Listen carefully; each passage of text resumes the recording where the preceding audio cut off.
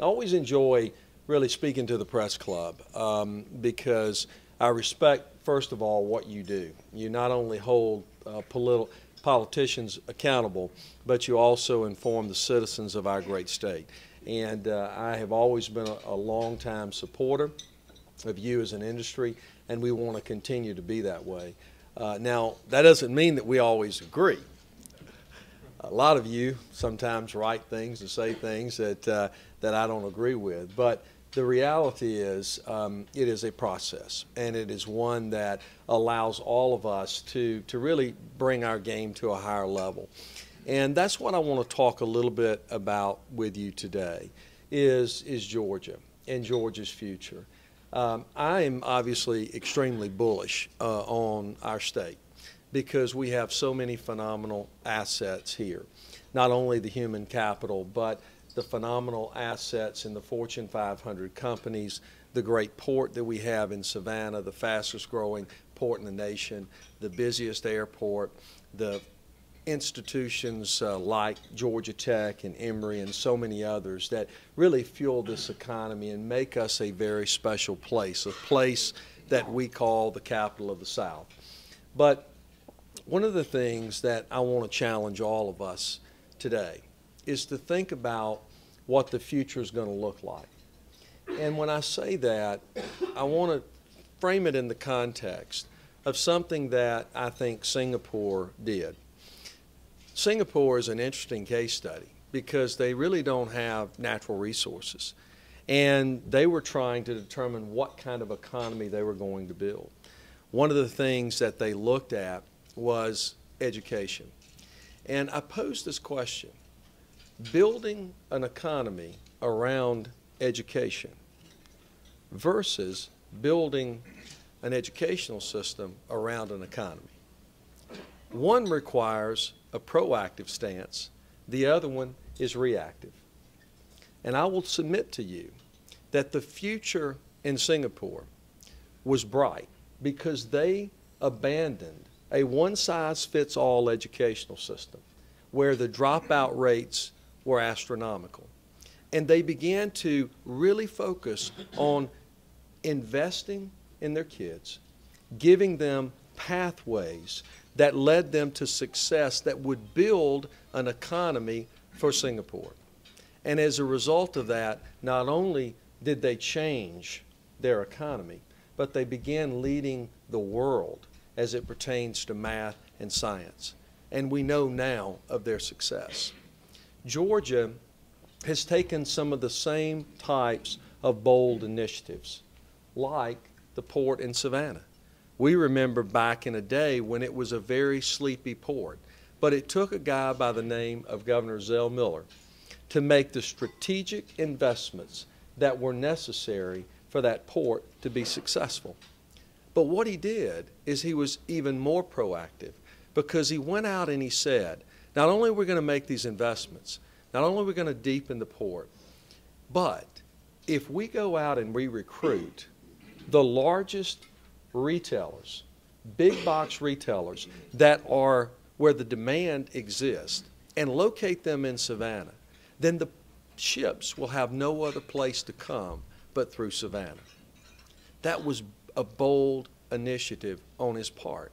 And as a result today, we've seen phenomenal success, not only out of the port, but for our state. And we're continuing to be very committed to that port. This session, we're putting $47 million, being very bold again to say that we're going to deepen that port and we're going to continue to be a leader, not just for Georgia, but it is going to be a leader for the nation. And the question comes to us, are we willing to be proactive as a state, or are we going to choose to be reactive as we build the new economy? It's fascinating when you think about what the future looks like. Someone the other day came in and told me, Amazon, think about this for a moment, Amazon does $50 billion in revenue a year. Home Depot, located here, worldwide does $60 billion a year. Now think about that for just a moment. Amazon seems to be up here somewhere.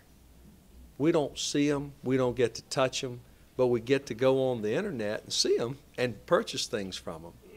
But Home Depot is everywhere with bricks and mortar. You see, the economy is beginning to change right before our very eyes. And I think it creates phenomenal opportunities. A wise man told me one time, he said, Casey, you never make any money on the sell side. You always make your money on the buy side. And you know what? He was right. And in downturns in the economy is where real wealth is created. And countries' wealth ultimately has been measured by what you're able to create. And that really is centered around manufacturing, and it's centered around agriculture, because everything else really becomes an intermediary. Wealth is truly generated out of those things by which you create. And I believe that we are poised for phenomenal opportunity going forward in this next decade if we take the right strategic steps. Manufacturing has to be a strategic area that we have to be focused on, because for every one job by which you create in manufacturing, it takes 5 to support it. And wealth will be created. If you look also of what's happening internationally, most people, when we talk about manufacturing, we think all the manufacturing jobs are leaving America. And you know what? To some degree, that is true. But what most people don't recognize is as a percentage of value, okay, America still leads the world in manufacturing. That is to say, we manufacture the high-end goods, the planes, the cars. All the low-end goods are being manufactured abroad. And what does that tell us? It tells us that we have utilized technology to the fullest degree. And the workforce that we're going to need for the future is going to have to be one that is skilled in technology. When we were grading the facility of Kia, those tractors were being run with a GPS. The world has changed before our very eyes, and we have to be prepared and ready. The companies that are looking to locate in our state, you know, they tell us, and a survey was done, you know, are people out of jobs or are jobs out of people? Now think about that for just a second, because 52% of corporations surveyed in America said we have jobs, but we can't find the skilled workers to fit those. That presents Georgia a wonderful opportunity. The other opportunity that's phenomenal for us is I had the chance to go down to Pooler, right outside of Savannah. And I opened up the Mitsubishi plant where they're manufacturing turbines that are fueled by natural gas. Now, what is fascinating to create energy, what's fascinating about that is those turbines that are being manufactured in Pooler, Georgia, are not being sent domestically around our country. They're being sent back to Asia. I went a little further to the west over to Waycross and opened up another plant that takes pine trees, pelletizes them, and guess what? They're being shipped through the port of Brunswick over to Europe. Now, that wasn't happening 10 years ago. It's happening today. And that's where our opportunity is presented. Are we going to seize the moment? Are we going to seize the opportunity to address what our future economy is going to look like in a proactive way? Or are we going to continue to be reactive?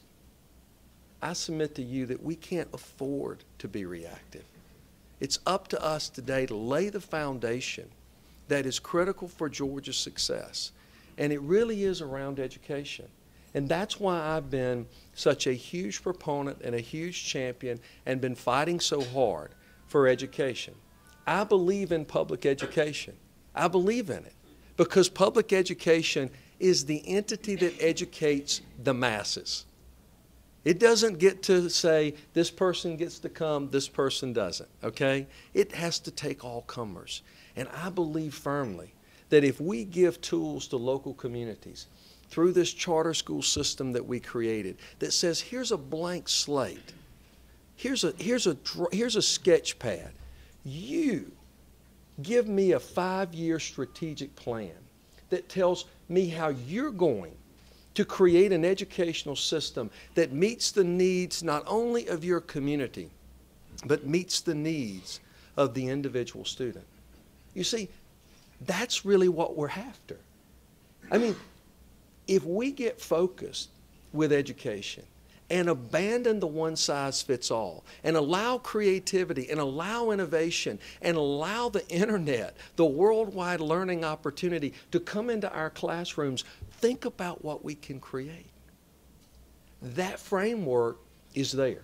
And fortunately, we have 14 schools within our state that are taking advantage of it.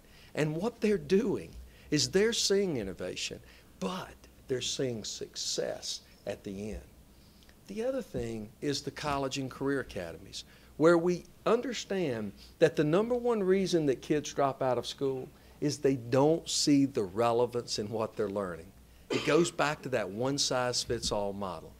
What we've done is we've said, take a traditional high school and a technical college or a university, blend them together, and teach kids on a technical path of learning to where they leave there with an industry-certified certificate that prepares them for the workplace or allows them to go on to higher education. You see, at the end of the day, why are we educating our kids? Isn't it for the workplace? Isn't it for them to be self-sufficient and to fulfill their dreams? And if 85% of the jobs tomorrow are going to require some kind of technical training, don't we need more kids on a technical path of learning?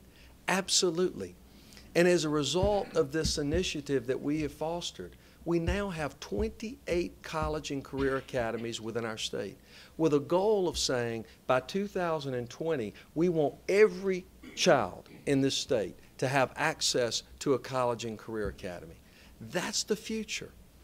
And to support manufacturing, we're going to be committed this year to removing the sales tax off of energy. It is the #1 impediment for manufacturing. I'm telling you, the opportunity for manufacturing to regain its momentum within our country is real. And it's real because of technology, but if we will take the steps from a public policy point of view, as well as recognizing that the workforce has to be in line, we will create something within our state that is second to none.